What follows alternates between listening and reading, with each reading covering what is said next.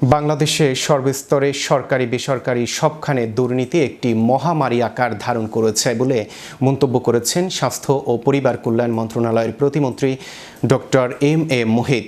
বৃহস্পতিবার বিকেলে শাহজাদপুর উপজেলা প্রশাসনের আয়োজনে উপজেলা হলরুমে বিভিন্ন দপ্তরের কর্মকর্তাদের সঙ্গে মত বিনিময় সভায় তিনি একথা বলেন।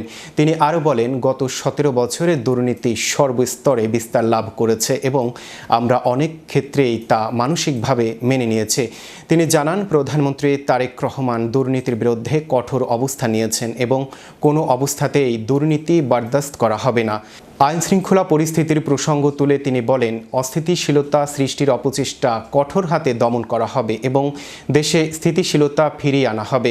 উপজেলা নির্বাহী অফিসার মুশফিকা হোসেনের সভাপতিত্বে সভায় উপজেলার বিভিন্ন দপ্তরের কর্মকর্তারা উপস্থিত ছিলেন। গত 15-17 বছরে বাংলাদেশের সর্বস্তরে দুর্নীতি একটা মহামারীর আকার ধারণ করেছে।